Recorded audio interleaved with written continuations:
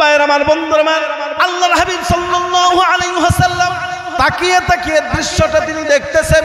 এই সন্তানটা যখন বাবার কাছে আসলো, বাবার কাছে আসার পরে বলতেছেন, দাও আমাকে আমাকে এই মিষ্টি খেজুরটা দাও। বলতেছেন, বাবা আসো আসো, তুমি আমার কোলে আসো।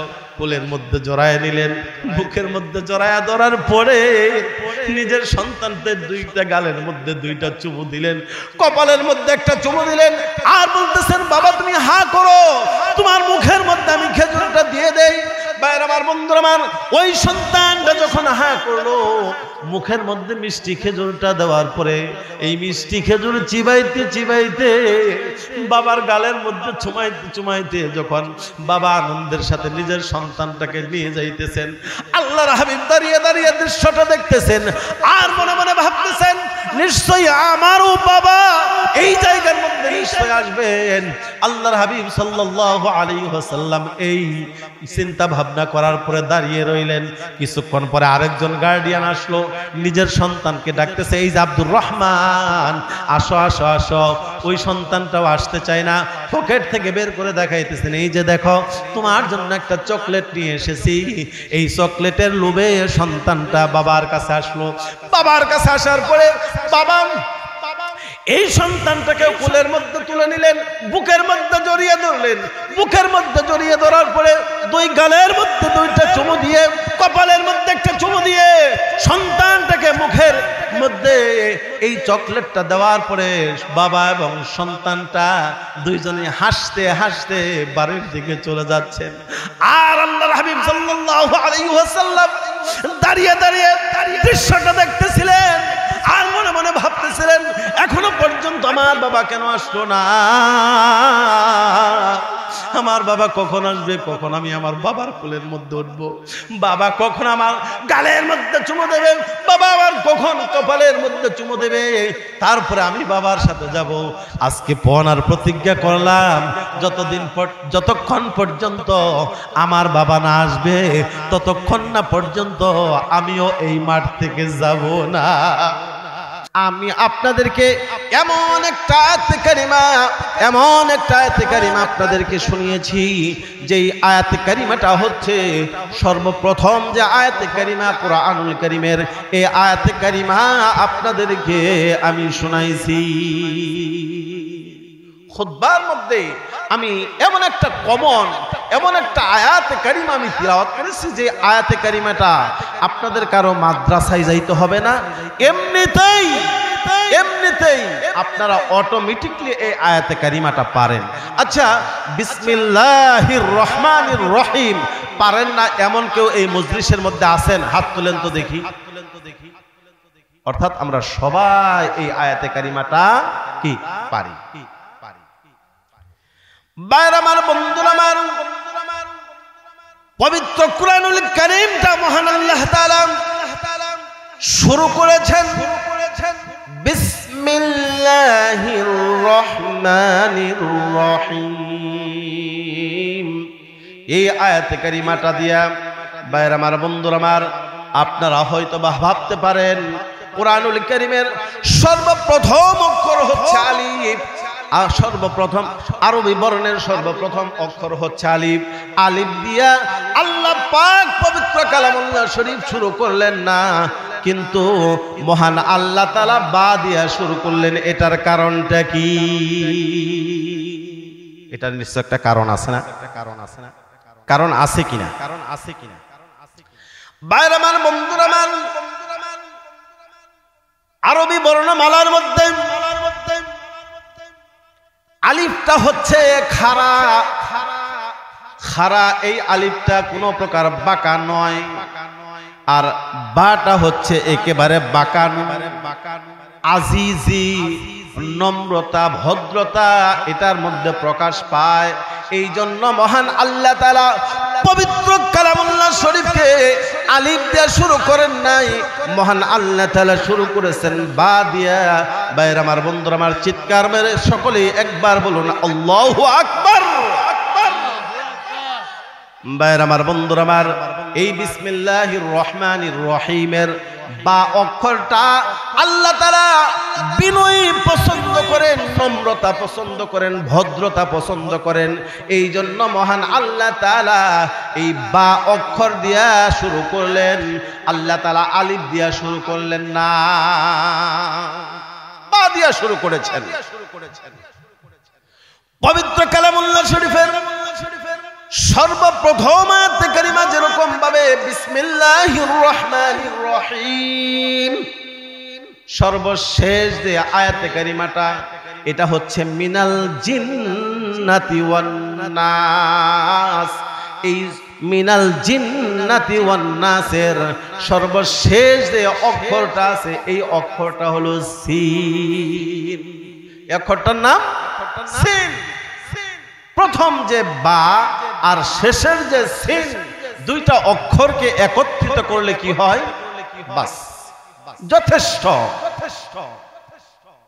যথেষ্ট হয়ে গেছে।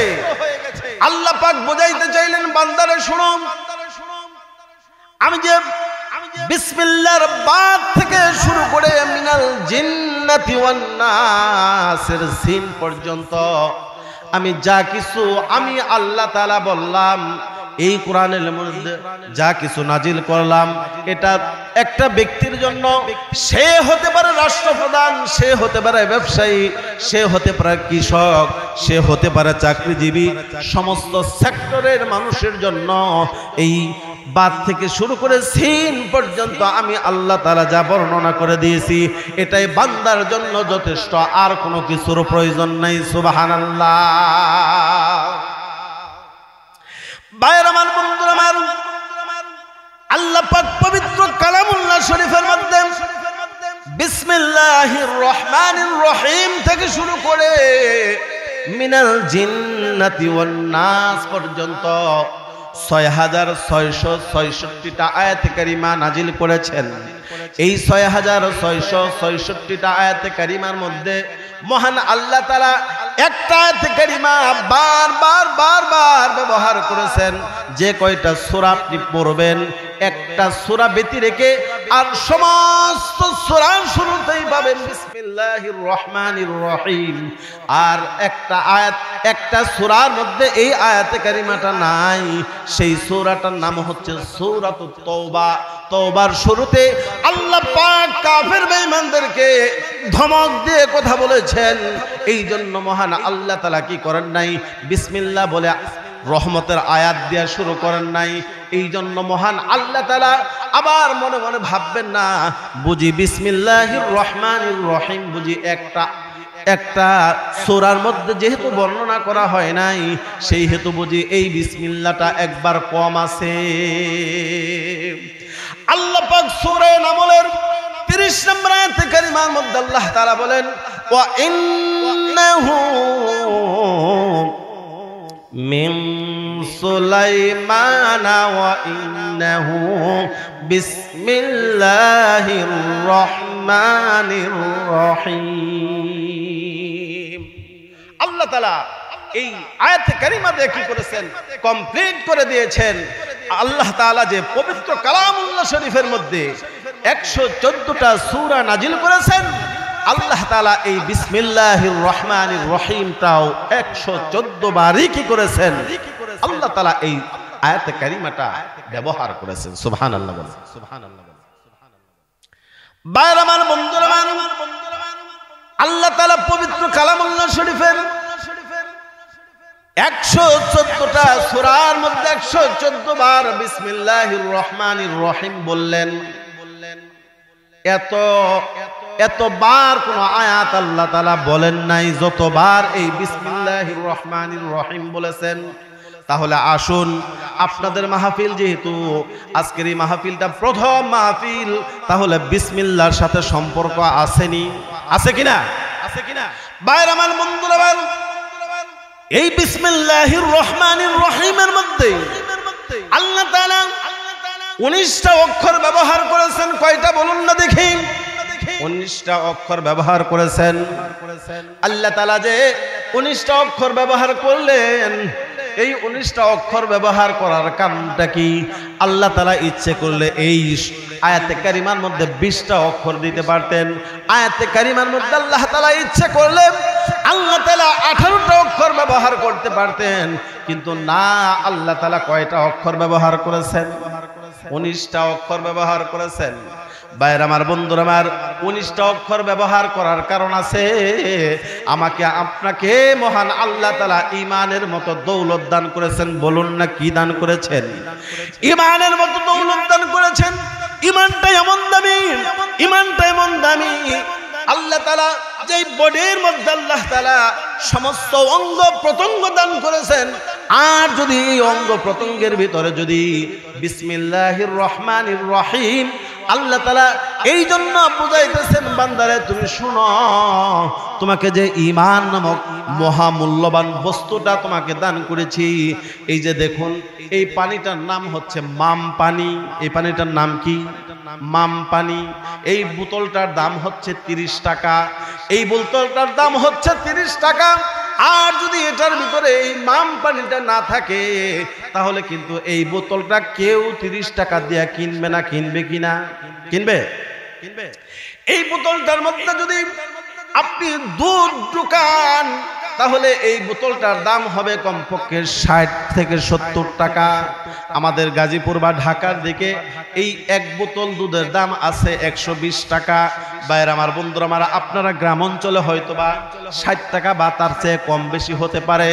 আবার যদি এই বোতলটার মধ্যে শুধুমাত্র টিউবওয়েলের এক বোতল পানি থাকে, তাহলে কিন্তু এটা কেউ 5 টাকা দাও কিনবে না। কিনবে কিনা? কিনবে? কিনবে না। তাহলে বোঝা গেল এই বোতলের কোনো কেরামত নাই। বোতলের ভিতরে যেই জিনিসটা আছে, এই জিনিসটারই দাম এত বেশি, এত বেশি। আমার আপনার ভিতরে ঈমান থাকার কারণে যেরকম ভাবে আমাকে আপনাকে দামি বানিয়ে দিয়েছেন, ঠিক তদ্রূপ আল্লাহ তাআলা, ভাইয়ের আমার, বন্ধুরা আমার, এই ঈমানের কারণে আমাকে আপনাকে দাম বৃদ্ধি করে দিয়েছেন। চিৎকার মেরে বলেন সুবহানাল্লাহ। যার মধ্যে ঈমান নামক বস্তু নাই, মহান আল্লাহ তাআলা বলেন এই ব্যক্তির আমার কাছে কোনো প্রকার দাম নাই। এই ব্যক্তিটা মারা যাবে তো সোজা সুজি ওই ব্যক্তিটা জাহান্নামের মধ্যে চলে যাবে। সকলে নাউজুবিল্লাহ বলেন। ভাইয়ের আমার, বন্ধুরা আমার, মূল কথায় আসি। আল্লাহ তাআলা এই বিসমিল্লাহির রহমানির রহিমের মধ্যে আল্লাহ তাআলা 19টা অক্ষর ব্যবহার করলেন। তার কারণটা কি? আমাকে আপনাকে যে ঈমানদার হিসেবে গ্রহণ করেছেন, আমার আপনার মূল মন্ত্র হলো কালিমা লা ইলাহা ইল্লাল্লাহ মুহাম্মাদুর রাসূলুল্লাহ সাল্লাল্লাহু আলাইহি ওয়াসাল্লাম। ভাইরা আমার, বন্ধুরা আমার, এই যে লা ইলাহা ইল্লাল্লাহ মুহাম্মাদুর রাসূলুল্লাহ, এই যে আমাদেরকে মূল মন্ত্র দান করেছেন, এটার জন্যই তো মূলত আমরা ঈমানদার। ঠিক কিনা বলেন?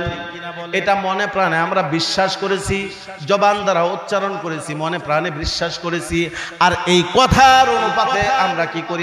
আমল করি। এই জন্য আমাদের লকব আল্লাহ তাআলা দান করেছেন ঈমানদার। আর ঈমান ভিতরে থাকার কারণে মহান আল্লাহ তাআলা বলেন, বান্দারে তুমি কিন্তু অনেক দামি, তুমি কিন্তু অনেক দামি। না থাকতে পারে তোমার কাছে টাকা পয়সা, না থাকতে পারে তোমার ধন দৌলত, না থাকতে পারে তোমার বাড়ি গাড়ি, তবে আমি আল্লাহ তাআলার কাছে তুমি এমন দামি, এমন দামি যে হীরার টুকরার চাইতেও আমি আল্লাহ তাআলার কাছে তুমি বেশি দামি। সুবহানাল্লাহ। আসুন, এই যে লা ইলাহা ইল্লাল্লাহ মুহাম্মাদুর রাসূলুল্লাহ, এই যে কালিমাটা আছে, এই কালিমার মধ্যে আল্লাহ তাআলা লা ইলাহা ইল্লাল্লাহ একটা অংশ, মুহাম্মাদুর রাসূলুল্লাহ এটা একটা অংশ। এই দুইটা অংশের মধ্যে মহান আল্লাহ তাআলা লা ইলাহা ইল্লাল্লাহর মধ্যে 12টা অক্ষর ব্যবহার করেছেন। কয়টা বলুন না দেখি? 12টা। মুহাম্মাদুর রাসূলুল্লাহ এই জায়গার মধ্যে আল্লাহ তাআলা 12টা অক্ষর ব্যবহার করেছেন। বলুন না দেখি, 12 আর 12 মিলে কত হয়? 24। দিনে আর রাত্রে কত ঘন্টা? 24 ঘন্টা। কেন না 24 ঘন্টা? কেন? আল্লাহ তাআলা ইচ্ছে করলে দিনে এবং রাত্রে 23 ঘন্টাও দিতে পারতেন, আবার দিনে এবং রাত্রে আল্লাহ তাআলা ইচ্ছে করলে 25 ঘন্টাও দিতে পারতেন কিনা? কিন্তু আল্লাহ তাআলা 23 ঘন্টাও দিলেন না, 25 ঘন্টাও দিলেন না, দিলেন কয় ঘন্টা? 24 ঘন্টা। এই 24টা ঘন্টা দেওয়ার কারণটা হইল আল্লাহ তাআলা বুঝাইতে চাইলেন, হে বান্দা, তুমি যেহেতু 24টা অক্ষর সংবলিত কালেমাওয়ালা মুসলমান তুমি হয়েছ, আমি আল্লাহ তাআলা চাই তোমার একটা মুহূর্ত যেন বৃথা না যায়। আমি আল্লাহ তাআলা প্রত্যেকটা সময়, প্রত্যেকটা সেকেন্ড, প্রত্যেকটা মিনিট, প্রত্যেকটা ঘন্টা আমি আল্লাহ তাআলা তোমার জন্য ইবাদতের মধ্যে গণ্য করে দেব। চিৎকার মেরে বলুন সুবহানাল্লাহ। ভাইরা আমার, বন্ধুরা আমার, বলুন না দেখি, আমরা যারা ইমানদার হয়েছি, ইমান আনার পরে সর্বপ্রথম আমাদের কাজ কি? 5 ওয়াক্ত নামাজ আদায় করা। কয় ওয়াক্ত নামাজ আদায় করা? 5 ওয়াক্ত নামাজ আদায় করা। 5 ওয়াক্ত নামাজ যারা আমরা আদায় করি, বলুন না দেখি, 5 যদি 24 থেকে 5 চলে যায় তাহলে কত থাকে? 24 থেকে যদি 5 চলে যায় কত থাকে? 19 থাকে। আল্লাহর হাবিব সাল্লাল্লাহু আলাইহি ওয়াসাল্লাম বলেন, যদি আল্লাহর কোন বান্দা, আমার কোন উম্মত যদি বিসমিল্লাহির রহমানির রহিম এই জায়গা থেকে শুরু করে বিসমিল্লাহির রহমানির রহিম, বিসমিল্লাহির রহমানির রহিম, বিসমিল্লাহির রহমানির রহিম, এভাবে এখান থেকে গন্তে গন্তে গন্তে গন্তে গন্তে গন্তে এই জায়গার মধ্যে আসবেন। দেখুন না আপনারা, একটু গনে গনে দেখুন, এই 4টা আঙ্গুলের মধ্যে 4টা গিট আছে, 4টা কর আছে কিনা? 4টা করে আছে কিনা? 4 4 কত হয়? 16। আর এই আঙ্গুলটার মধ্যে 3টা গিট আছে, 3টা কর আছে, 16 আর 3 কত হয়? 19। ভাইরা আমার, বন্ধুরা আমার, এই জায়গা থেকে যদি কোনো ব্যক্তি ফজরের পরে শুরু করে এই জায়গার মধ্যে আসার পরে বিসমিল্লাহির রহমানির রহিম, বিসমিল্লাহির রহমানির রহিম এই জায়গার মধ্যে আসার পরে শেষ করে ফজরের পরে এই যে একটা ওজিফা, আবার মাগরিবের পরে এই ওজিফা যদি কোনো ব্যক্তি করে, আল্লাহর হাবিব সাল্লাল্লাহু আলাইহি ওয়াসাল্লাম বলেন, এই যে 19 বার 19 অক্ষর সম্বলিত বিসমিল্লাহির রহমানির রহিমের ওজিফা যেই ব্যক্তি করলো, আল্লাহর হাবিব সাল্লাল্লাহু আলাইহি ওয়াসাল্লাম বলেন 5 ওয়াক্ত নামাজের হইল 5 আর 19, এই বিসমিল্লাহর হইল 19, 19 আর 5 কত হয়? 24। এই 24টা ঘন্টা যদি বান্দা ইবাদত বন্দেগীর মধ্যে কাটাইতো, যেই সওয়াব হইতো মহান আল্লাহ তাআলা ওই ব্যক্তির আমলনামার মধ্যে এই 24 ঘন্টা ইবাদত বন্দেগী করলে যেই সওয়াব হইতো, সেই সওয়াব বান্দার আমলনামার মধ্যে আল্লাহ লিখে দেয়। একটু জিকির করে লা ইলাহা ইল্লাল্লাহ,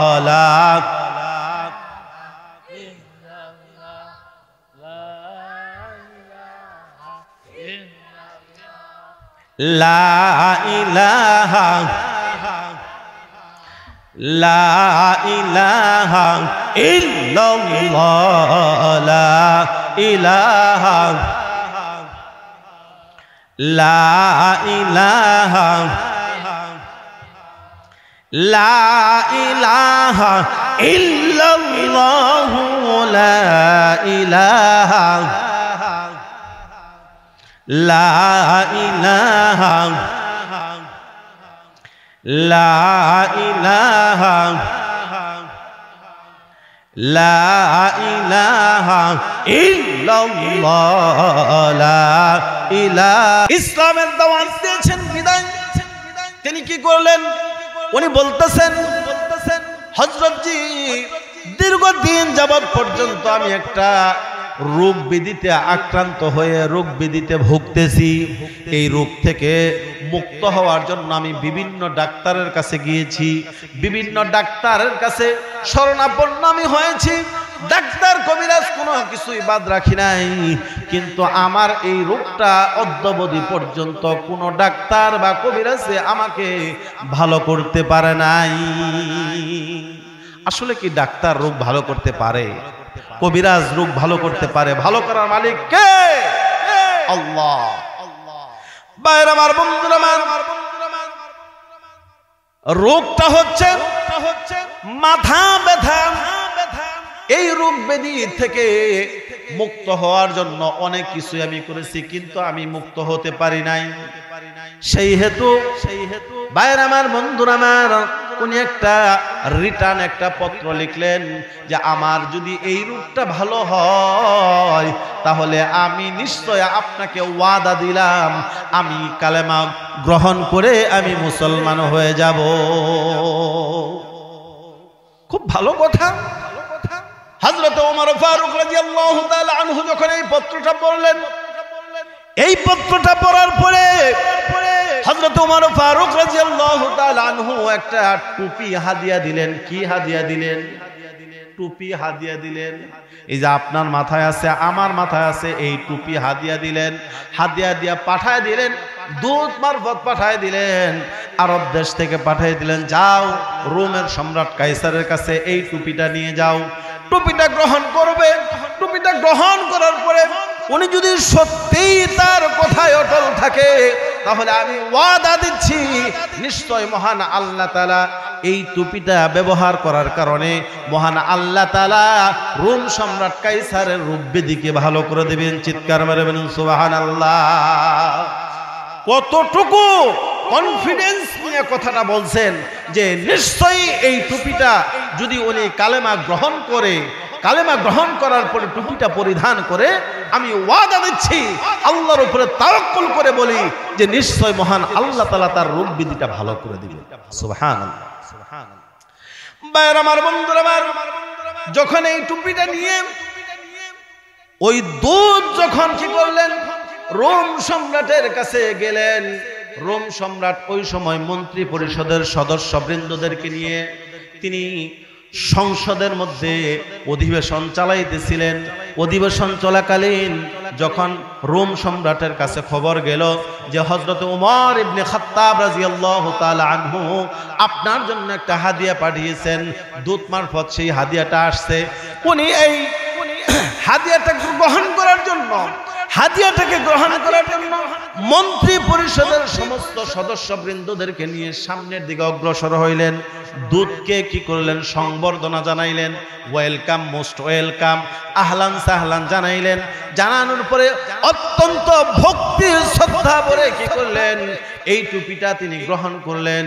টুপিটা গ্রহণ করার পরে উনি কি করলেন? যখন মাথার মধ্যে পরিধান করলেন, ওই রোম সম্রাট কাইসার বলেন, আল্লাহর কসম করে বলি যেই রোগটা আমার কোনো ঔষধে ভালো করতে পারে নাই, কোনো ডাক্তার কবিরাজে ভালো করতে পারে নাই, এই টুপিটা পরিধান করার পরে সাথে সাথে দীর্ঘদিনের মাথা ব্যথা আমার ভালো হয়ে গেল। চিৎকার মেরে বলেন সুবহানাল্লাহ। কেন ভালো হবে না? মহান আল্লাহ তাআলা পবিত্র কালামুল্লাহ শরীফের সূরা বনী ইসরাঈলের 82 নম্বর আয়াতে কারিমার মধ্যে আল্লাহ তাআলা বলেন, ওয়া নুনাজ্জিলু মিনাল কুরআনি মা হুয়া শিফাউন ওয়া রাহমাতুল লিল মুমিনিন। আল্লাহু আকবার বলেন। আল্লাহ তাআলা বলতেছেন, ওয়া নুনাজ্জিলু মিনাল কুরআন, এই কোরআন আমি নাজিল করেছি মুমিন বান্দাদের জন্য শেফা স্বরূপ।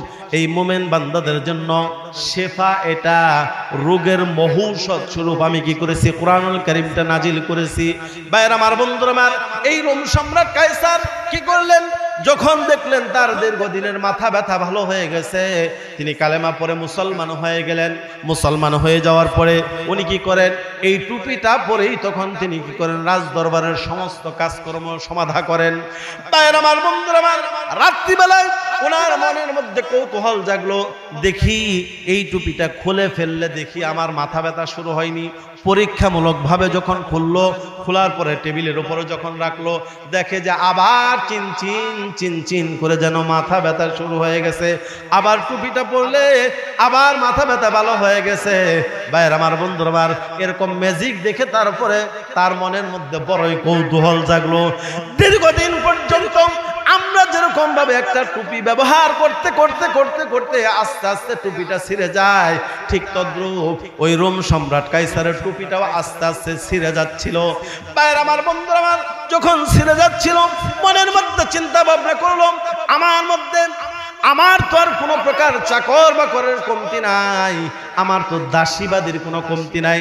সমস্ত কাজকর্ম তো দাসীবাদীরাই করে, সমস্ত কাজকর্ম তো চাকর বাকররাই করে। কিন্তু এই টুপির মধ্যে কি রহস্য আছে এটা দেখার জন্য তিনি কি করলেন, বলতেছেন এটার কাজটা আমি নিজেই করব, এর কাপড়টা আমি নিজেই পরিবর্তন করব। চিৎকার মেলে বলেন সুবহানাল্লাহ। পায়ের আমার বন্ধুরা, আমার এই রোম সম্রাট কায়সার যখন কি করলেন, সারাদিন যখন রাষ্ট্র পরিচালনার কাজ যখন করলেন, রাষ্ট্র পরিচালনার কাজ শেষ করার পরে রাতের বেলায় যখন তিনি ঘুমাতে যাবেন, ঘুমাতে যাওয়ার পূর্বে একটা একটা একটা করে শিলিগুলো খুললেন। খোলার পরে সমস্ত কাপড়গুলা পার্ট বাই পার্ট আলাদা আলাদা করলেন। আলাদা আলাদা করার পরে দেখলেন যে এই টুপির মধ্যে তা কি রহস্য, তার মধ্যে একটা খুবই জানার ইচ্ছা ছিল। দেখতেছেন কাপড়গুলো আলাদা করার পরে দেখেন যে এই টুপির মধ্যে কোনো রহস্য নাই। এই টুপির ভিতরে ছোট্ট একটা কাগজের টুকরা আছে। এই কাগজের টুকরার মধ্যে লেখা বিসমিল্লাহির রহমানির রহিম। আল্লাহু আকবার। পায়ের আমার বন্ধুরা, আমার এই রোম সম্রাট কায়সার বলতেছেন যে আমার বুঝতে বাকি নাই, আমার বুঝতে বাকি নাই। এই টুপির মধ্যে কোনো রহস্য নাই, টুপির মধ্যে কোনো কারামতি নাই, সমস্ত কারামত লুকায়িত মহান আল্লাহ তাআলার এই পবিত্র কালামুল্লাহ শরীফের আয়াতে কারিমার মধ্যে। চিৎকার মেরে বলেন সুবহানাল্লাহ। মাদ্রাসায় যখন আপনি একটা ছাত্র ভর্তি করবেন, সেটা আপনার ছেলে হতে পারে, সেটা আপনার মেয়ে হতে পারে, সেটা আপনার নাতি হতে পারে, সেটা আপনার নাতনি হতে পারে, যাকেই আপনি ভর্তি করেন না কেন, সর্বপ্রথম যে হুজুরে কথাটা দিয়া শুরু করে ওই ছাত্র বা ছাত্রীর পড়ানো, তখন কি দিয়া শুরু করেন? বিসমিল্লাহির রহমানির রহিম। এটা এমন একটা পড়া, আপনি যখন একটা ছাত্র বা ছাত্রী মাদ্রাসায় ভর্তি করবেন, তখন ওই ছাত্র ছাত্রী তো সওয়াব পাইতেই থাকবে, সেই সাথে আপনার অ্যাকাউন্টে একটা সওয়াবের অংশ জমা হতে থাকবে। চিৎকার মেরে বলেন সুবহানাল্লাহ।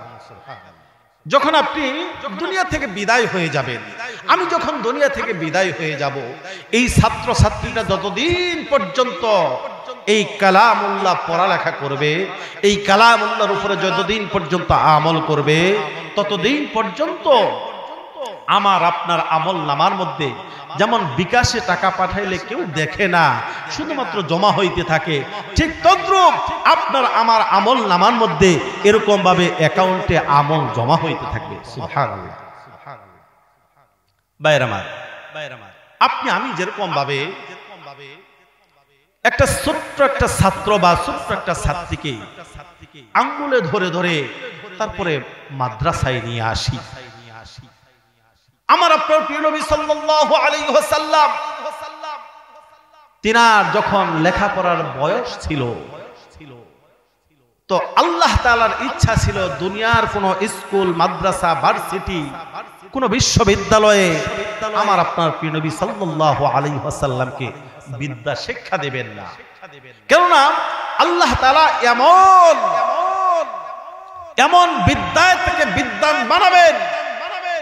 আল্লাহ তাআলার ইচ্ছা হলো যে দুনিয়ার মধ্যে হযরত আদম আলাইহিস সালাম থেকে শুরু করে একেবারে কিয়ামতের আগ মুহূর্ত পর্যন্ত যত নবী রাসূল শুধু নয়, যত মানুষ দুনিয়ার মধ্যে আসবে, সমস্ত মানব জাতির মধ্যে শ্রেষ্ঠ শিক্ষায় শিক্ষিত করবেন আমার আপনার প্রিয় নবী সাল্লাল্লাহু আলাইহি ওয়াসাল্লাম। সুবহানাল্লাহ। বাইরে আমার বন্ধুরা,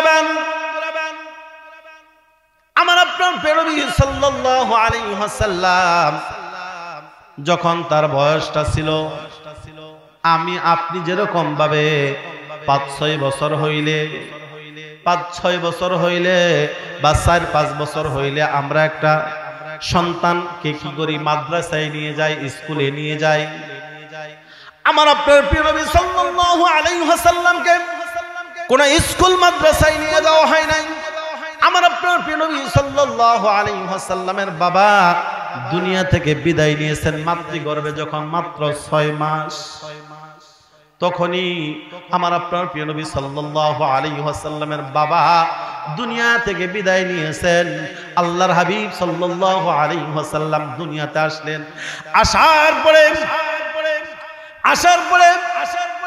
দুনিয়াতে আসার পরে আব্দুল্লাহ রাদিয়াল্লাহু তাআলা আনহু তিনি পূর্বে দুনিয়া থেকে বিদায় নিয়েছেন। আমার আপনার প্রিয় নবী সাল্লাল্লাহু আলাইহি ওয়াসাল্লামের দাদা আব্দুল মুত্তালিব তিনি কি করেন, কোলের মধ্যে নিয়ে আল্লাহর হাবিব সাল্লাল্লাহু আলাইহি ওয়াসাল্লামকে নিয়ে ঘোরাফেরা করেন। আল্লাহর হাবিব সাল্লাল্লাহু আলাইহি ওয়াসাল্লাম আমরা যেরকম ভাবে কোলের মধ্যে নেওয়ার পর একটা সন্তানকে ধুলাইতে থাকি আল্লাহর হাবিব সাল্লাল্লাহু আলাইহি ওয়াসাল্লাম তিনাকেও এরকম ভাবে ধুল খেলাইতেছিলেন। দাদা আদর করে নাতিকে কোলের মধ্যে নিয়ে ধুল খেলাইতেছিলেন।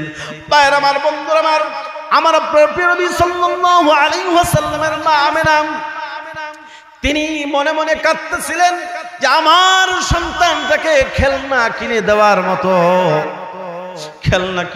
মতো কোন লোক দুনিয়ার মধ্যে অবশিষ্ট নাই। যদি আমার স্বামী দুনিয়ার মধ্যে থাকতো তাহলে নিশ্চয় আমার সন্তানটার জন্য খেলনা কিনে দিত। আল্লাহর হাবিব সাল্লাল্লাহু আলাইহি ওয়াসাল্লামের দাদা আব্দুল মুত্তালিব যখন ধুলাইতেছিলেন আল্লাহর হাবিব সাল্লাল্লাহু আলাইহি ওয়াসাল্লামের একটা আঙ্গুল, এই শাহাদাত আঙ্গুলটা তোয়ালের ভিতর থেকে বাহির হইয়াছিল। এই বাহির হওয়া অবস্থায় যখন ধুলাইতেছিলেন আল্লাহর হাবিব সাল্লাল্লাহু আলাইহি ওয়াসাল্লামের দাদা দেখেন যে তখন আমার নাতি মুহাম্মদ সাল্লাল্লাহু আলাইহি ওয়াসাল্লামকে ধুলাইতেছিলেন, তখন দেখতেছেন আকাশের চাঁদটা এই আঙ্গুলার ইশারায় একবার নিচে নামে একবার উপরের দিকে উঠে চিৎকার মেরে বলেন সুবহানাল্লাহ। ভাইরা আমার, বন্ধুরা আমার, আল্লাহ তাআলা গায়বে আওয়াজ দিয়ে হযরত মা আমেনাকে বলতেছেন, হে আমেনা তুমি শোনো, আমি যদি আমার প্রিয় নবী হযরত মুহাম্মদ সাল্লাল্লাহু আলাইহি ওয়াসাল্লামের জন্য যদি আমি খেলনা পছন্দ করতাম তাহলে আমি আল্লাহ তাআলা আকাশের চাঁদ এবং সূর্য এগুলোকে আমি আল্লাহ তাআলা তার খেলনার বস্তুতে পরিণত করে দিতাম। সুবহানাল্লাহ। ভাইরা আমার, বন্ধুরা আমার, আল্লাহর হাবিব সাল্লাল্লাহু আলাইহি ওয়াসাল্লামের দাদা আব্দুল মুত্তালিব তিনি বুঝতে পারলেন যে আমার এই নাতি মুহাম্মদ সাল্লাল্লাহু আলাইহি ওয়াসাল্লাম তিনি একজন বিশ্ববরেণ্য ব্যক্তিত্বে রূপান্তর হবে। ভাইরা আমার, বন্ধুরা আমার, মহামনীষীরা কিন্তু মানুষের রূপ দেখলে, মানুষের সুরত দেখলে অনেক কিছুই বুঝতে পারেন। আল্লাহর হাবিব সাল্লাল্লাহু আলাইহি ওয়াসাল্লামের নামটা যখন রেখেছেন মুহাম্মদ সাল্লাল্লাহু আলাইহি ওয়াসাল্লাম, বলুন মুহাম্মদ সাল্লাল্লাহু আলাইহি ওয়াসাল্লামের নামটা যখন রেখেছেন তখন তার অন্তরের মধ্যে এই টেন্ডেন্সি জাগ্রত হয়েছিল, এই অনুভূতি এসেছিল যে হে আব্দুল মুত্তালিব তোমার নাতির নাম রাখবা মুহাম্মদ সাল্লাল্লাহু আলাইহি ওয়াসাল্লাম। ভাইরা আমার, বন্ধুরা আমার, আল্লাহ নবী সাল্লাল্লাহু আলাইহি ওয়াসাল্লামের দাদা মুহাম্মদ নাম রাখলেন। মুহাম্মদ নাম রাখার পরে মানুষজন জিজ্ঞাসা করে যে আপনার নাতির নাম রেখেছেন কি? বলেন মুহাম্মদ। বলতেছেন এটা কেমন নাম? এমন নাম তো কোনোদিন শুনি নাই, এটা আমাদের দেবদেবীদের নামের সাথে পড়ে না। বলতেছেন না না না, আমি কোনো দেবদেবীর নামের সাথে নাম মিলাই রাখি নাই। আমার কাছে মনে হয়েছে যে আমার নাতি মুহাম্মদ সাল্লাল্লাহু আলাইহি ওয়াসাল্লাম হবে বিশ্ববরেণ্য ব্যক্তিত্ব, সেই হেতু আমি আনকমন একটা নাম আমার নাতির জন্য চয়েস করেছি। সুবহানাল্লাহ। এই মুহাম্মদ সাল্লাল্লাহু আলাইহি ওয়াসাল্লামের বয়স যখন মাদ্রাসায় যাওয়ার মতো উপযুক্ত বয়স, আল্লাহর হাবিব সাল্লাল্লাহু আলাইহি ওয়াসাল্লামকে কে মাদ্রাসায় নিয়ে যাবে, কে ভার্সিটিতে নিয়ে যাবে, কে স্কুলে নিয়ে যাবে? আল্লাহ তাআলা বলেন যে সাবধান, আমার বন্ধু মুহাম্মদ সাল্লাল্লাহু আলাইহি ওয়াসাল্লামকে কোনো স্কুল ভার্সিটিতে নেওয়ার দরকার নাই। আমি আল্লাহ তাআলা আমার বন্ধু মুহাম্মদ সাল্লাল্লাহু আলাইহি ওয়াসাল্লামের শিক্ষক। সুবহানাল্লাহ। ভাইরা আমার, বন্ধুরা আমার, আল্লাহর হাবিব সাল্লাল্লাহু আলাইহি ওয়াসাল্লাম তিনি যখন হযরতে হালিমাতুস সাদিয়া রাদিয়াল্লাহু তাআলা আনহার বাড়ি থেকে যখন আল্লাহ নবী সাল্লাল্লাহু আলাইহি ওয়াসাল্লাম যখন মা আমিনার কাছে আসলেন, মা আমিনার কাছে আসার পরে রাসূল করিম সাল্লাল্লাহু আলাইহি ওয়াসাল্লাম মা আমিনার কাছে এখন লালিত পালিত হচ্ছেন। প্রতিদিন খেলার সাথীদের সাথে বিকাল বেলায় তিনি খেলতে যান, বিকাল বেলায় যিনি ঘুরতে যান। ভাইরা আমার, বন্ধুরা আমার, কিন্তু আল্লাহর হাবিব সাল্লাল্লাহু আলাইহি ওয়াসাল্লাম তিনি কখনোই খেলাধুলার মধ্যে অংশগ্রহণ করতেন না। খেলাধুলার মাঠে যাইতেন বটে, কিন্তু অংশগ্রহণ করতেন না, মাঠের এক কোণে দাঁড়ায়া থাকতেন। একদিনের ছোট্ট একটা ঘটনা আপনাদেরকে বলে, ভাইরা আমার, বন্ধুরা আমার, মনটা দিলটাকে নরম করে দিন। আমার আপনার প্রিয় নবী সাল্লাল্লাহু আলাইহি ওয়াসাল্লাম যখন খেলাধুলার মাঠে যাওয়ার পরে মাঠের এক কোণে দাঁড়িয়ে আছেন, মাঠের এক কোণে দাঁড়িয়ে আছেন, পশ্চিম আকাশে সূর্য অস্ত যাবে যাবে ভাব। এমন সময় সর্বপ্রথম একজন গার্ডিয়ান আসলো। গার্ডিয়ান আসার পরে নিজের সন্তানকে ডাকতেছে, এই যে বাবা আব্দুল্লাহ, আসো আসো। আরবিয়ান নামগুলো তো এমন হয়, আব্দুল্লাহ, আব্দুর রহমান, এমন নামই হয়। ডাকতেছেন, নিজের সন্তানকে ডাকতেছেন, বাবা আব্দুল্লাহ আসো। ওই ছেলেটা আসতে চায় না, বলে না আমি এখনো খেলাধুলা, এখন আমার খেলাধুলা শেষ হয় নাই, আমি আরো খেলাধুলা করব, তারপরে আমি যাব। পকেট থেকে বের করে দেখাইতেছে, এই যে বাবা তুমি দেখো তোমার জন্য আমি কত সুন্দর একটা মিষ্টি খেজুর নিয়ে এসেছি, আসো আসো তুমি আমার কাছে আসো। ভাইরা আমার, বন্ধুরা আমার, বাচ্চারা ছোট্ট একটা চকলেট পাইলে, একটা খেজুর পাইলে যত খুশি হয়, 500 টাকা দিয়েও কিন্তু ততটা খুশি করা যায় না। ভাইরা আমার, বন্ধুরা আমার, আল্লাহর হাবিব সাল্লাল্লাহু আলাইহি ওয়াসাল্লাম তাকিয়ে তাকিয়ে দৃশ্যটা তিনি দেখতেছেন। এই সন্তানটা যখন বাবার কাছে আসলো, বাবার কাছে আসার পরে বলতেছেন, দাও আমাকে আমাকে এই মিষ্টি খেজুরটা দাও। বলতেছেন, বাবা আসো আসো তুমি আমার কোলে আসো। কোলের মধ্যে জড়ায় নিলেন, বুকের মধ্যে জড়ায়া ধরার পরে নিজের সন্তানদের দুইটা গালের মধ্যে দুইটা চুমু দিলেন, কপালের মধ্যে একটা চুমু দিলেন, আর বলতেছেন, বাবা তুমি হা করো, তোমার মুখের মধ্যে আমি খেজুরটা দিয়ে দেই। ভাইরা আমার, বন্ধুরা আমার, ওই সন্তানটা যখন হা করলো, মুখের মধ্যে মিষ্টি খেজুরটা দেওয়ার পরে এই মিষ্টি খেজুর চিবাইতে চিবাইতে বাবার গালের মধ্যে চুমাইতে চুমাইতে যখন বাবা আনন্দের সাথে নিজের সন্তানটাকে নিয়ে যাইতেছেন, আল্লাহর হাবিব দাঁড়িয়ে দাঁড়িয়ে দৃশ্যটা দেখতেছেন, আর মনে মনে ভাবতেছেন, নিশ্চয়ই আমারও বাবা এই জায়গার মধ্যে নিশ্চয় আসবেন। আল্লাহর হাবিব সাল্লাল্লাহু আলাইহি ওয়াসাল্লাম এই চিন্তা ভাবনা করার পরে দাঁড়িয়ে রইলেন।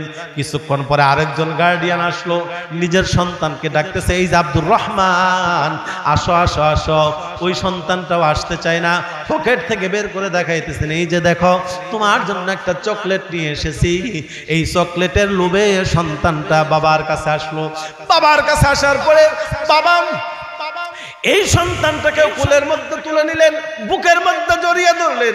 বুকের মধ্যে জড়িয়ে ধরার পরে দুই গালের মধ্যে দুইটা চুমু দিয়ে, কপালের মধ্যে একটা চুমু দিয়ে সন্তানটাকে মুখের মধ্যে এই চকলেটটা দেওয়ার পরে বাবা এবং সন্তানটা দুইজনে হাসতে হাসতে বাড়ির দিকে চলে যাচ্ছেন। আর আল্লাহর হাবিব সাল্লাল্লাহু আলাইহি ওয়াসাল্লাম দাঁড়িয়ে দাঁড়িয়ে দৃশ্যটা দেখতেছিলেন, আর মনে মনে ভাবতেছিলেন, এখনো পর্যন্ত আমার বাবা কেন আসলো না, আমার বাবা কখন আসবে, কখন আমি আমার বাবার কোলের মধ্যে উঠবো, বাবা কখন আমার গালের মধ্যে চুমু দেবে, বাবা আমার কখন কপালের মধ্যে চুমু দেবে, তারপরে আমি বাবার সাথে যাব। আজকে পণার প্রতিজ্ঞা করলাম, যতক্ষণ পর্যন্ত আমার বাবা না আসবে, ততক্ষণ না পর্যন্ত আমিও এই মাঠ থেকে যাব না। ভাইরা আমার, বন্ধুরা আমার, বলুন না দেখি, মুহাম্মদ সাল্লাল্লাহু আলাইহি ওয়াসাল্লামের বাবা কি এই মাঠের মধ্যে আসবে? আল্লাহর হাবিব সাল্লাল্লাহু আলাইহি ওয়াসাল্লামের বাবা আগেই যে দুনিয়া থেকে বিদায় হয়ে গেছেন, সমস্ত খেলার সাথীরা যাইতে যাইতে যাইতে যাইতে সব চলে গিয়েছেন। আর আল্লাহর হাবিব সাল্লাল্লাহু আলাইহি ওয়াসাল্লাম দাঁড়িয়ে দাঁড়িয়ে মাঠের এক কোণায় দাঁড়িয়ে দাঁড়িয়ে কান্নাকাটি করতেছেন। ভাইরা আমার, বন্ধুরা আমার, মা আমিনা জিজ্ঞেস করেন, খেলার সাথীদের মধ্য থেকে একজনকে জিজ্ঞেস করেন, এই যে বাবা আব্দুল্লাহ, আমার মুহাম্মদ কোথায়? তোমরা সবাই এসে গিয়েছো, আমার মুহাম্মদ এখনো পর্যন্ত আসলো না, কারণটা কি? বলতেছে আন্টি দেখেছি মুহাম্মদ সাল্লাল্লাহু আলাইহি ওয়াসাল্লাম মাঠের এক কোণে দাঁড়িয়ে দাঁড়িয়ে কান্নাকাটি করতেছেন। বলতেছেন কেন কান্নাকাটি করতেছে? নিশ্চয় তোমরা তাকে গালমন্দ করেছো। বলতেছেন না না না। বলতেছেন তাকে তোমরা মারধর করেছো। বলতেছেন না, মুহাম্মদ সাল্লাল্লাহু আলাইহি ওয়াসাল্লাম এমন ব্যবহার কখনো করে না যেই ব্যবহারে ক্ষিপ্ত হইয়া খেলার সাথীরা তাকে মারধর করবে বা গালমন্দ করবে, এমন ব্যবহার কখনো মুহাম্মদ সাল্লাল্লাহু আলাইহি ওয়াসাল্লাম করে না। ভাইরা আমার, বন্ধুরা আমার, আল্লাহর হাবিব সাল্লাল্লাহু আলাইহি ওয়াসাল্লামের মা আমিনা তখন বলতেছেন, তাহলে আমার মুহাম্মদ, আমার কলিজার টুকরা সন্তানটা কেন কান্নাকাটি করে? ও মা বোনের, আপনারা শুনুন, আল্লাহর হাবিব সাল্লাল্লাহু আলাইহি ওয়াসাল্লামের মা কান্নাকাটি করতেছেন। একজন চলে গিয়েছেন খেলার মাঠের মধ্যে, যাওয়ার পরে বলতেছেন, বাবা মুহাম্মদ তুমি এই জায়গার মধ্যে দাঁড়িয়ে দাঁড়িয়ে কেন কান্নাকাটি করতেছ? বলতেছেন মা গো, আজকে আমি আমার চোখের সামনে যেই দৃশ্যটা আমি দেখলাম, এই দৃশ্যটা দেখার পরে আমি আর স্থির থাকতে পারি নাই গো মা। বলতেছেন কি দেখেছো বাবা? বলো না দেখি তুমি কি দেখেছো? বলতেছেন আমি দেখলাম প্রত্যেকটা খেলার সাথীদের গার্ডিয়ানরা আসলো, আসার পরে নিজের সন্তানকে কাছে ডাকলো, ডাকার পরে নিজের কুলের মধ্যে তুলে নিল। প্রত্যেকের বাবা যখন কুলের মধ্যে তুলে নিল, কুলের মধ্যে তুলে নেওয়ার পরে দুই গালের মধ্যে দুইটা চুমু দিল, নিজের সন্তানকে কপালের মধ্যে চুমু দিল, মুখের মধ্যে চকলেটটা দেওয়ার পরে বাবা আর ছেলে হাসতে হাসতে বাড়ির দিকে চলে গেল। আমি পণার প্রতিজ্ঞা করেছি, আমার বাবা যতক্ষণ না পর্যন্ত এই মাঠের মধ্যে না আসবে, ততক্ষণ না পর্যন্ত আমিও এই মাঠ থেকে যাব না। বলতেছেন বাবা মুহাম্মদ তুমি পাগলামি করো না, তুমি তো জানো তোমার চোখের পানি আমি সহ্য করতে পারি না। বাবা মুহাম্মদ চলো চলো, নিশ্চয় আমি তোমার বাবার কাছে তোমাকে নিয়ে যাব। বলতেছেন না মা না, দীর্ঘদিন যাবৎ পর্যন্ত তোমাকে আমি আমার বাবার পরিচয় জিজ্ঞেস করেছি, আমার বাবার কথা বারবার জিজ্ঞেস করেছি, তুমি কোনোদিন আমাকে সদুত্তর দাও নাই। প্রতিদিন আমার কাছ থেকে প্রশ্নটা এড়ায়া তুমি যাও, আমাকে কখনো তুমি বলো না। আজকে আমি পানার প্রতিজ্ঞা করেছি, যতক্ষণ না পর্যন্ত এই মাঠের মধ্যে আমার বাবা না আসবে, ততক্ষণ না পর্যন্ত আমিও এই মাঠ থেকে যাব না, যাব না, যাব না। বলতেছেন বাবা মুহাম্মদ তুমি পাগলামি করো না, তুমি পাগলামি করো না। বলতেছেন না আমি পাগলামি করি না, আমার বাবাকে তুমি আমার এই জায়গার মধ্যে পাঠিয়ে দাও, আমার বাবার কুলের মধ্যে আমি বলবো, দেখবো আমার বাবা আমাকে কেমন আদর করে। আমি এখনো পর্যন্ত আমার বাবাকে কোনোদিন দেখলাম না। আমার বাবাকে আমার কাছে এনে দাও, আমার বাবাকে আমার কাছে এনে দাও। বলতেছেন বাবা মুহাম্মদ তুমি পাগলামি করো না। জোর করে কুলের মধ্যে তুলে নিলেন, তো জোর করে কোলের মধ্যে তুলে নেওয়ার পরে চোখের পানিগুলো মুছে দিলেন। চোখের পানিগুলো মুছে দেওয়ার পরে বলতেছেন বাবা মুহাম্মদ তাড়াতাড়ি চলো আমরা বাড়িতে চলে যাই। জোর করে কোলের মধ্যে তুলে নিয়ে বাড়িতে চলে গেলেন। বাড়িতে চলে যাওয়ার পরে হযরতে মুহাম্মদ সাল্লাল্লাহু আলাইহি ওয়াসাল্লাম তিনিও কাঁদেন, মা আমেনা তিনিও কাঁদেন। আল্লাহ নবী সাল্লাল্লাহু আলাইহি ওয়াসাল্লামের দাদা আব্দুল মুত্তালিব জিজ্ঞেস করেন কি হয়েছে আমার দাদু ভাই, আমার দাদু ভাই কেন কান্নাকাটি করে? বলতেছেন আপনার দাদু ভাই কান্নাকাটি করার কারণ হইল তার বাবার কথা মনে পড়েছে। আপনি যদি আমাকে একটু মেহেরবানি করে অনুমতি দিতেন, আপনার অনুমতি নিয়ে আমি মুহাম্মদ সাল্লাল্লাহু আলাইহি ওয়াসাল্লামের বাবার কবরটা একটু তাকে জিয়ারত করায় নিয়ে আসতাম। বাইরে আমার বন্ধুরা, আমার আব্দুল মুত্তালিব বলেন আচ্ছা ঠিক আছে, আগামীকালকে সকালবেলা তুমি যাবে, কিন্তু সাবধান তুমি একা যাবে না, তোমার সাথে একজন সাথী নিয়ে তারপরে যাবে।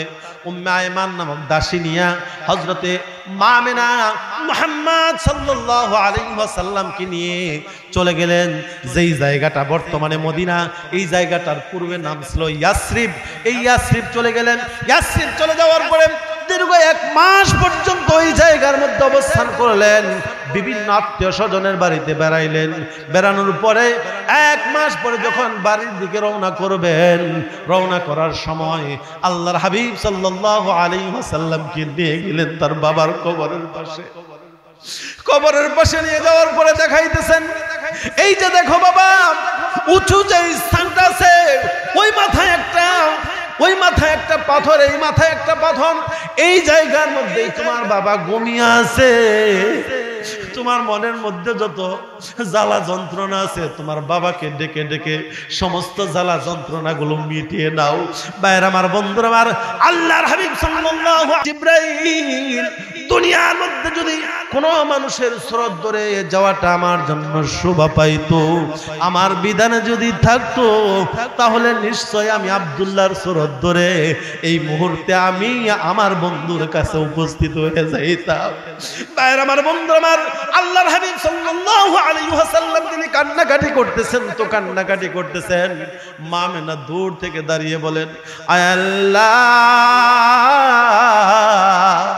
এই দৃশ্য তো আমি দেখে সহ্য করতে পারতেছি না গো মাওলা, মেহেরবানি করে তুমি আমাকে এর থেকে পরিত্রাণ দান করো। বাইরে আমার বন্ধুরা, আমার মা আমেনা বলতেছেন, বাবা মুহাম্মদ, তুমি তাড়াতাড়ি চলো, এই জায়গা আমি ত্যাগ করি, তাড়াতাড়ি চলো, আমরা এই জায়গা থেকে চলে যাই। তুমি যদি এইভাবে কান্নাকাটি করো, তাহলে তোমাকে আমি এভাবে নিয়ে যাইতে পারবো না রে বাবা। তুমি যদি কান্নাকাটি করো, তুমি অসুস্থ হয়ে পড়বে। বাইরে আমার বন্ধুরা, আমার আল্লাহর হাবিব সাল্লাল্লাহু আলাইহি ওয়াসাল্লামকে বারবার বলতেছেন, চলো বাবা আমরা এইখান থেকে চলে যাই, চলো বাবা আমরা এখান থেকে চলে যাই। মাকে বলতেছেন, মা গো, আমার মনের মধ্যে অনেক জ্বালা যন্ত্রণা, এতদিন পর্যন্ত আমি জানি নাই আমার বাবা দুনিয়াতে নাই। আজকে যেহেতু জানতে পেরেছি এই জায়গার মধ্যে আমার বাবা ঘুমিয়ে আছে। আমার বন্ধুরা, আল্লাহর হাবিব সাল্লাল্লাহু আলাইহি ওয়াসাল্লাম বলেন, আমার বাবাকে ডেকে ডেকে আমার মনের মধ্যে যত জ্বালা যন্ত্রণা আছে, সমস্ত জ্বালা যন্ত্রণা আমাকে মিটাইতে দাও। বাইরে আমার বন্ধুরা, আমার আল্লাহর হাবিব সাল্লাল্লাহু আলাইহি ওয়াসাল্লামকে জোর করে ডান হাতের মধ্যে ধরলেন। ডান হাতের মধ্যে ধরার পরে বলতেছেন, বাবা তাড়াতাড়ি চল, আমরা এই জায়গা থেকে চলে যাই। চলে যাওয়ার সময় আবওয়া নামক স্থানে যখন পৌঁছাইলেন, আবওয়া নামক জায়গার মধ্যে পৌঁছানোর পরে আল্লাহর হাবিব সাল্লাল্লাহু আলাইহি ওয়াসাল্লামের মা তিনি অসুস্থ হয়ে পড়লেন। মা আমেনা অসুস্থ হয়ে যাওয়ার পরে বাইরে আমার বন্ধুরা, আমার আল্লাহর হাবিব সাল্লাল্লাহু আলাইহি ওয়াসাল্লামের মা বলতেছেন, এই জায়গার মধ্যে উটটাকে থামাইলেন। থামানোর পরে এই জায়গার মধ্যে উট থেকে তারা নামলেন। নামার পর উম্মে আইমানকে বলতেছেন, হে উম্মে আইমান, আমার শরীরের মধ্যে ভীষণ জ্বর দেখা দিয়েছে, আমি বোধহয় সামনের দিকে অগ্রসর হইতে পারতেছি না, মেহেরবানি করে এই জায়গার মধ্যে আমার জন্য একটু রেস্টের ব্যবস্থা করো। বাইরে আমার বন্ধুরা, আমার এই জায়গার মধ্যে রেস্টের ব্যবস্থা করলেন। ব্যবস্থা করার পরে আল্লাহর হাবিব সাল্লাল্লাহু আলাইহি ওয়াসাল্লাম দেখতেছেন যে তার মা ধীরে ধীরে বেশি অসুস্থ হয়ে যাইতেছেন। মা আমেনাকে বলতেছেন, মাথার মধ্যে কপালের মধ্যে হাত দেওয়ার পরে বলতেছেন, মা গো, তোমার শরীরটা দেখি জ্বরে পড়ে যাইতেছে গো মা, তোমার শরীরটা দেখি ভীষণ জ্বরে আক্রান্ত। হযরতে মা আমেনা বলেন, বাবা মুহাম্মদ, আমার মন বলতেছে আমি বোধহয় দুনিয়ার মধ্যে আর বাঁচবো না। হযরত মুহাম্মদ সাল্লাল্লাহু আলাইহি ওয়াসাল্লাম বলেন, মা গো, তুমিও যদি দুনিয়া থেকে বিদায় নাও, তাহলে আমাকে কে খুব সুন্দর করে আদর করে গোসল দেওয়া হবে গো মা। তুমিও যদি দুনিয়া থেকে বিদায় হয়ে যাও, কে আমাকে সুন্দর করে রাতের বেলায় বুকের সাথে জড়িয়ে ধরে ঘুম পাতাবে, কে আমাকে খুব সুন্দর করে আদর করে মুখের মধ্যে লোকমা তুলে দেবে। তুমি যদি দুনিয়া থেকে বিদায় হয়ে যাও, দুনিয়াতে আমি কি নিয়ে বাঁচবো গো মা? হযরতে রাসূল করিম সাল্লাল্লাহু আলাইহি ওয়াসাল্লাম কে মা আমেনা বলতেছেন, বাবা তুমি এভাবে বলো না, আমি তো এমনি সহ্য করতে পারতেছি না।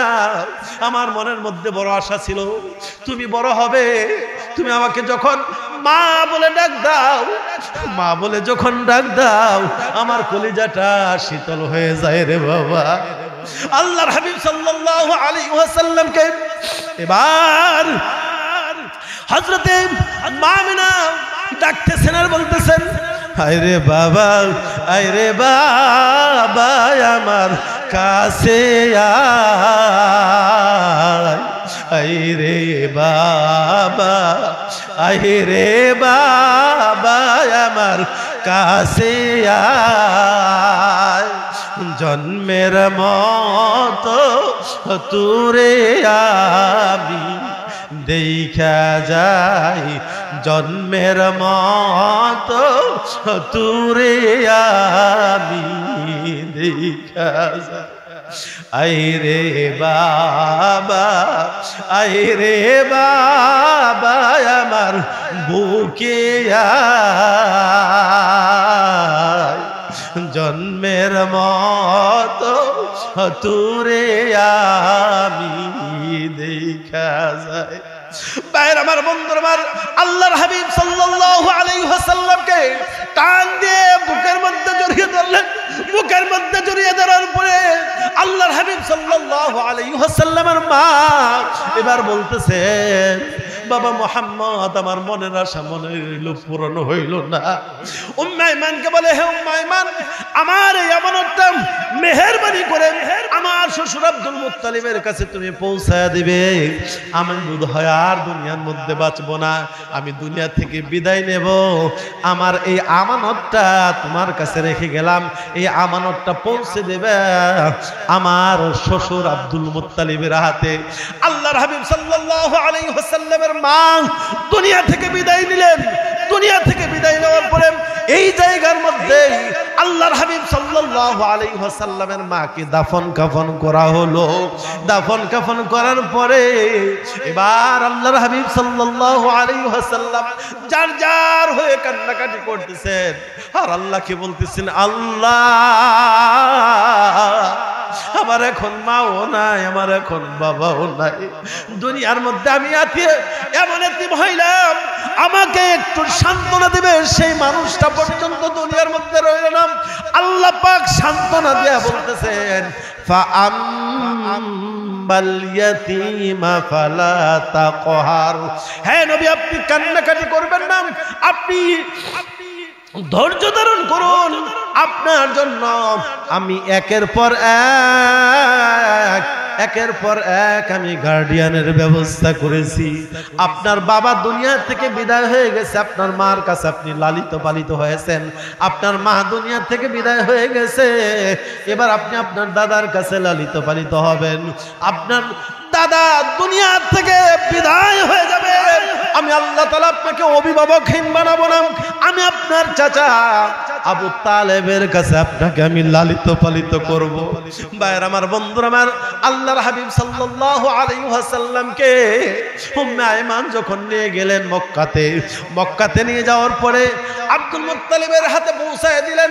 পৌঁছায় দেওয়ার পরে বলতেছেন, এই যে আমার কাছে আমানতটা রেখে গিয়েছেন আপনার পুত্রবধূ আমেনা, এই আমানতটা আমার কাছে রেখে গিয়েছেন, এটা আপনার হাতে আমি পৌঁছায় দিলাম, মেহেরবানি করে আপনি আমানতটা গ্রহণ করুন। বলতেছেন, আমার পুত্রবধূ কোথায়? বলতেছেন, আপনার পুত্রবধূ দুনিয়া থেকে বিদায় নিয়ে পরপারে চলে গেছে। বাইরে আমার বন্ধু, আমার দাদা আব্দুল মুত্তালিব মুহাম্মদ সাল্লাল্লাহু আলাইহি ওয়াসাল্লামকে বুকের মধ্যে জড়িয়ে ধরে বলতেছেন, ও দাদু ভাই, কেমন কপাল নিয়ে তুমি দুনিয়ার মধ্যে আগমন করলে। দুনিয়াতে আসার পূর্বেই তোমার বাবা দুনিয়া থেকে বিদায় নিয়েছেন। দুনিয়াতে আসার পরে এখনো পর্যন্ত তোমার শিশুকালটা পার হইল না, এখন তোমার মা দুনিয়া থেকে বিদায় নিয়েছেন। হযরতে রাসূল করিম সাল্লাল্লাহু আলাইহি ওয়াসাল্লাম তিনি যার যার হয়ে কান্নাকাটি করেন আর বলতেছেন, দাদা এটাই হইল আল্লাহ তাআলার ফয়সালা, এটা তুমি কি বলবে আমাকে? বাইরে আমার বন্ধু, আমার রাত্রিবেলায় যখন আল্লাহর হাবিব সাল্লাল্লাহু আলাইহি ওয়াসাল্লাম দাদার সাথে রাতের বেলায় যখন ঘুমান, রাতের বেলায় ঘুমানোর সময় নিজের অজান্তে মা মা বলে চিৎকার করে দাদার গলার মধ্যে জড়িয়ে ধরেন, বুকের মধ্যে জড়িয়ে ধরেন, বলতেছেন মা গো তুমি আমাকে আগের মতো কেন আদর করো না? হযরতে মুহাম্মদ সাল্লাল্লাহু আলাইহি ওয়াসাল্লামকে আব্দুল মুত্তালিব বলেন আমি তোমার মা লাগি না, আমি তোমার দাদা লাগি। ভাইরা আমার, আল্লাহর হাবিব সাল্লাল্লাহু আলাইহি ওয়াসাল্লাম তিনি এমন এতিম ছিলেন যে আল্লাহর হাবিব সাল্লাল্লাহু আলাইহি ওয়াসাল্লাম শিশু অবস্থায় তার মাও দুনিয়া থেকে বিদায় নিয়েছেন।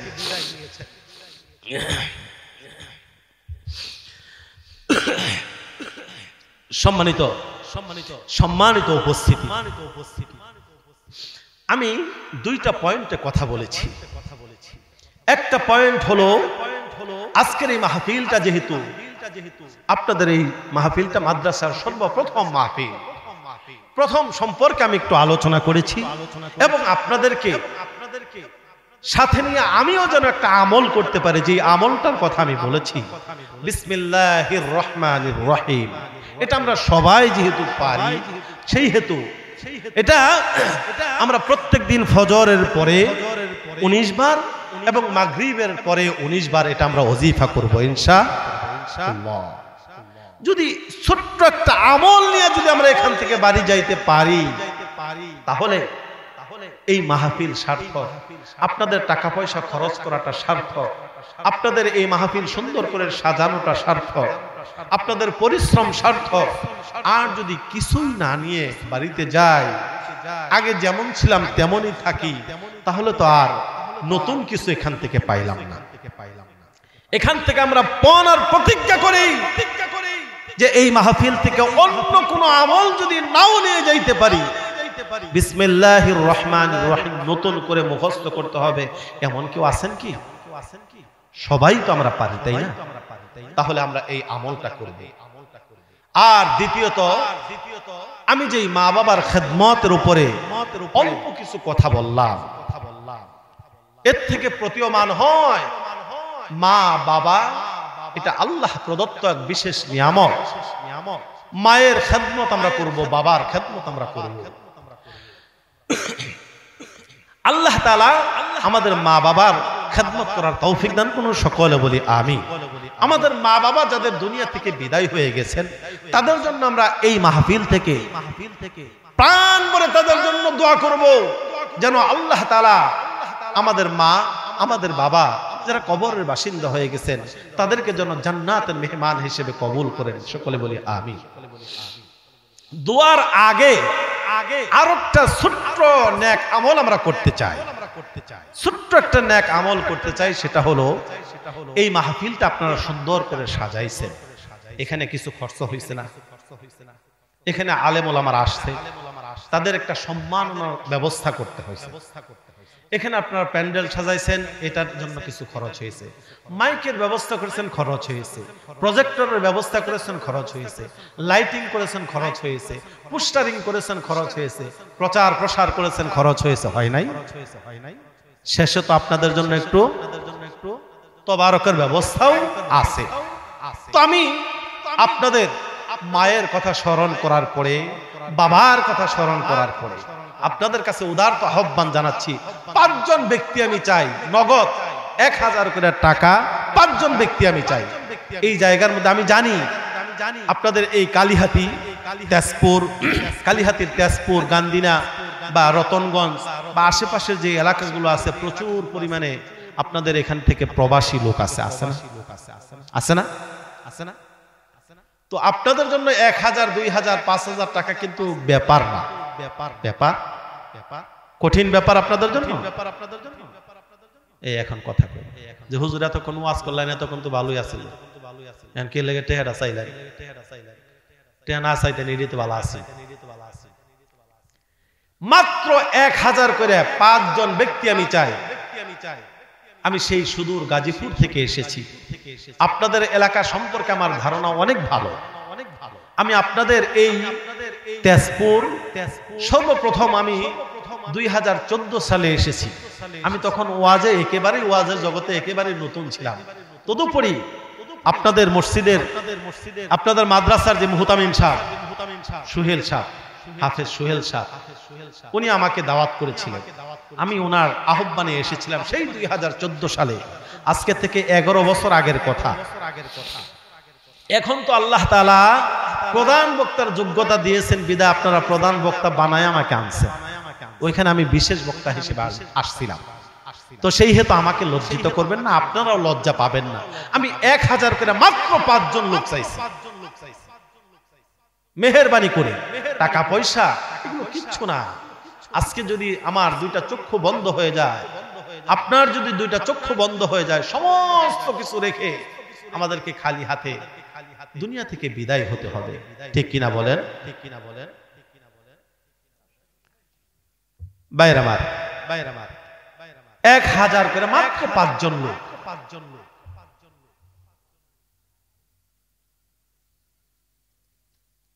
5 জন লোক, আল্লাহ তুমি ব্যবস্থা করে দাও, আল্লাহ তুমি ব্যবস্থা করে দাও।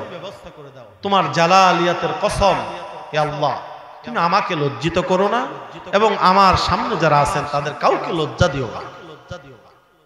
একটু জিকির করে লা ইলাহা ইল্লাল্লাহ, লা ইলাহা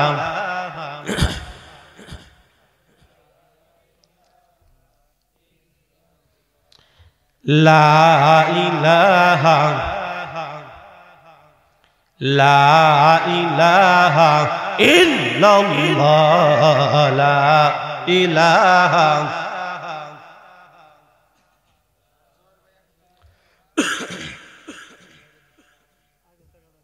আলহামদুলিল্লাহ সুম্মা আলহামদুলিল্লাহ। সরকারি চাকরিজীবী অবসরপ্রাপ্ত উনি হাজী জওয়াহের সাহেব, না হাজী জওয়াহের সাহেব, নারে তাকবীর। আল্লাহ তাআলা তোমার বান্দা আগেও 1000 টাকা দিয়েছেন।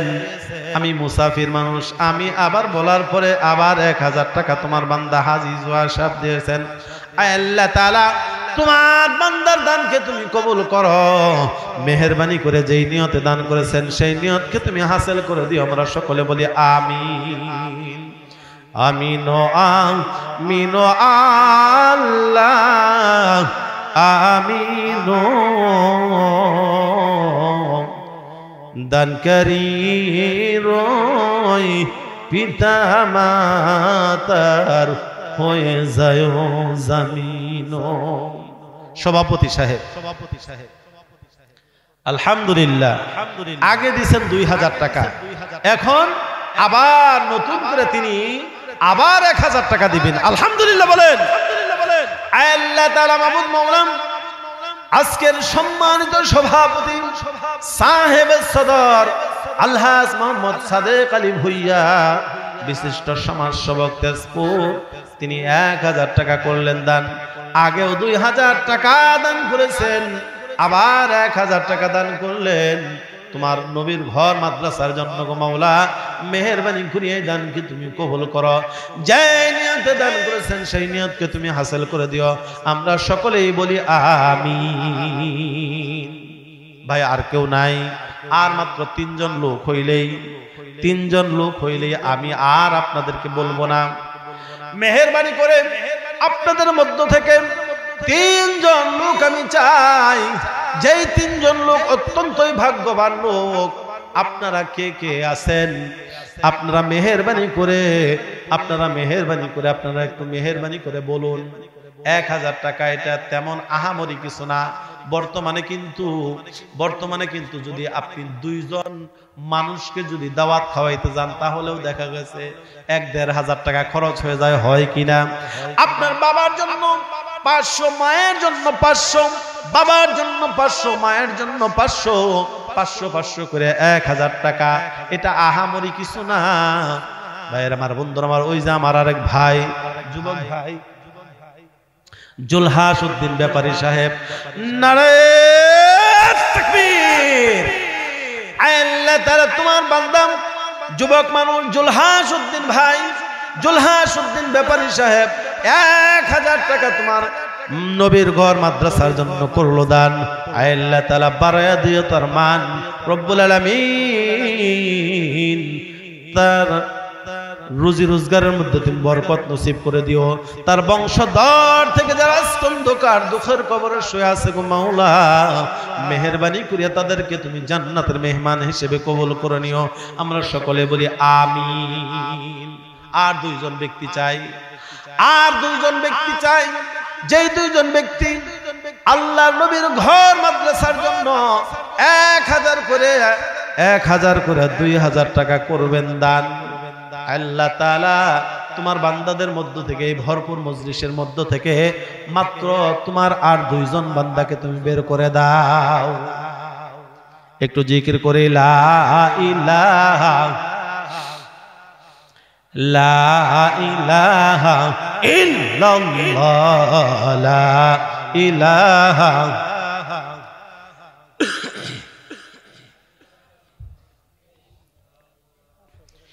লা ইলাহা ইল্লাল্লাহু মুহাম্মাদুর রাসূলুল্লাহ।